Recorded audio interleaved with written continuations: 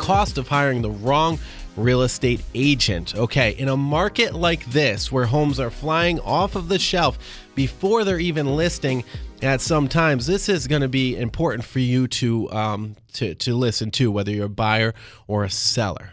Okay, so there's nearly 200 items in the checklist that your real estate agent must complete for you to have a successful transaction. Now imagine yourself as an agent juggling 200 oranges without the proper training, mentorship, experience, or technology.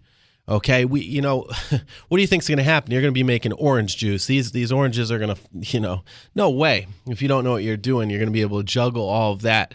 Never mind 1 or 2 or 10 or 20 transactions at the same time. It's just not going to work. So we felt we would share some real world frustrations on buyers and sellers side of a transaction when working with less than qualified real estate agents. Okay, so when buying in a low inventory market like this, again, not enough homes on the market for the amount of buyers, a supply and demand issue, basically, you have to, again, you've got to work with a team or an individual that has access to not only their own listings before they hit the market, but also a network of agents that they can, talk with. So again, my team and I, we talk with teams and agents all around the state, all different brokerages, and we always say, hey, what do you have coming on? What do you have this and that? We've got a solid pulse on the market. We know what's coming on. We alert our clients, our buyer clients, about what is going to hit before it even hits.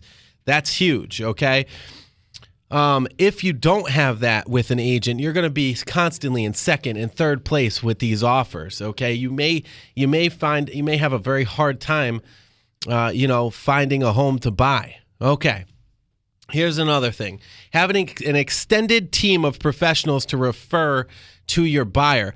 Mortgage brokers, guys, it all starts with a mortgage broker. You need to get a pre-approval if you're not buying cash. You should be pre-qualified for a mortgage. Now, if you're going to your local bank or, and some of the local banks, by the way, are phenomenal. They're really, really good, okay? But some of these, larger national banks, they're tough, and they're not there for you on the constant grind and the constant hours that these mortgage brokers may be. And I do believe you will find rates and prices and all of that, closing costs and whatnot, pretty much in line. But you will ultimately, from what we see, find better service with a mortgage broker who can be there on a Saturday at 6:30 p.m. when you're looking for houses. When you find that house you want, try to call your banker.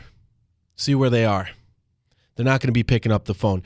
Call a mortgage broker, and they're going to pick up the phone because they don't have set hours. I'm on the phone with brokers at, 10, 11, 12, 1 a.m. sometimes. And I know that's crazy, but that's what it takes to win in this crazy market. Home inspectors, one of the most overlooked parts of the entire transaction. You want to make sure that you're aligned with a reputable home inspector. Don't go with the guy that's charging $250 or $300, okay, just because he's cheaper.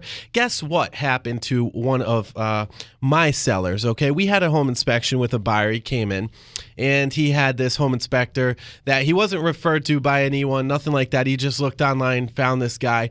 Now, this guy happens to own a pest company, a pest control company. Well, wouldn't you know, he comes in and says that there's a need for termite, remediation, I guess would be the right word for that. So you have to go in and have this guy, pay him $1,100, $1,200 to rid the property of termites. Well, guess what? As an experienced agent, as somebody that knows the industry and knows the players in the industry, I knew that this person says every single house he inspects need this termite inspection. So we got a second opinion on this. And that second opinion came in and said, absolutely not. Wrote it up. That's it. Sayonara. My seller didn't have to pay for that. So make sure that you're aligning yourself with the right extended team as well. And your agent should be offering that to you. There's about 200 steps your real estate agent needs to take for you. Okay. Now, never mind if they're juggling a few transactions, try juggling 200 balls in the air. Okay, it's hard to do. It's a lot to do, and that's why we believe an experienced agent or an experienced team of real estate professionals and agents is the one that you should probably seek out. Now, Obviously, I'm going to be biased, and I'm going to say the DiSpirito team is the best, and our clients will say the same thing. However, there's a lot of really great agents out in Rhode Island, and just make sure that you do your due diligence before you hire your real estate professional. You might want to ask some questions. How many transactions have you done in total? Okay. And, how familiar are you with this area exactly? They should be able to give you exact numbers on your local marketplace, how soon homes are selling, what kind of prices they're going for. They should know on that first sit down with you what your home is going to go for. Okay. None of this, okay, we're going to come back and then give you a price. No, they should have an idea before they even get to your house from low to high where your house is. And if they know the market well enough, they're going to know exactly where your house can list so you can take advantage of this escalating market. Okay. So let's talk about the cost of hiring the wrong real estate agent in an escalating market. Now, from my estimations, you could lose about 5% if you hire the wrong agent. Why is this? Because they're going to pull comparable values on your neighborhood and your house or, and whatnot from the past. Okay. And obviously that is what we have to do. However, they're not taking in consideration where the market is going. And there's several ways to track this. I'm not going to bore you with the scientific data over the airwaves on how how I get to that. I would show you in person, but basically there's a way to kind of predict, to give you a prognosis of where this real estate market is going to continue to go and grow and all that stuff. But there's so much more to it than just that. Okay, there's all the insights that we have in regards to of how many homes are on the market right now versus how many there's going to be, how many we project to be. So as somebody that is on the air researching this, blogging about this, heavily listing with my team a lot of properties, we've got all of these insights that we can provide to you. Okay. So anyways, I do believe you would be leaving money on the table up to 5%. Again, now let's talk about how much that could affect you. $240,000 median home here in Rhode Island could affect you about $12,000 of monies that you're leaving on the table. That's huge, okay? And the biggest reason is because inexperienced agents don't have the negotiating skills and they don't have the market understanding to price your home a little above market price where it should be to anticipate the escalating market, okay? So if that all sounds like Greek to you, that's okay. Give me a call, 401-359-2338. We'll talk about it. Look, we're going to talk about your long-term goals. It's not only about right now. It's about what could be good for you in a year, 2 years, 3 years from now. Nobody has a crystal ball. We can't predict that far, but what I can tell you is that we can track the market for you, and we can send you market reports every 3 months or so. So every quarter, you're going to be getting a market report. You can track the market if you're not ready to sell right now. So here's another thing, the cost of hiring the wrong real estate professional. Nothing makes me more irked and more annoyed and frustrated with with the industry than when I'm looking through MLS or when I'm looking through Zillow or Trulia or any of those websites and I'm seeing camera phone pictures. Like, look, guys, camera phone pictures is just so amateur. And when you hire a real estate professional, they should be marketing your home professionally. Okay. You should not be scrolling through pictures, seeing a real estate agent in the mirror looking like a 16-year-old girl on Facebook taking a selfie.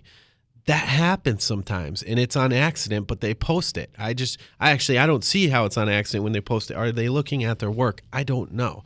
Another thing that we see is animals in the photos. We see homes not staged properly. We also see like dark photos where you can't even see the room. That's going to cost you money because so many buyers looking online, and about 93% of buyers are looking online.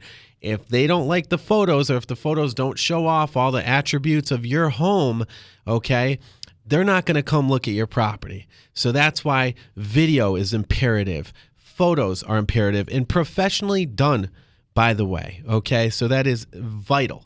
All right, so the list again can go on and on for these, but these Those are just some quick ideas. Here's a couple of quick bullet points to stay on the lookout for during the transaction, okay? Inspection contingency. Whether you're a buyer or a seller, that's the first 10 business days of the transaction where the buyer can walk away for any odd reason at all. So if the buyer is not satisfied, the buyer could walk away, okay? For anything.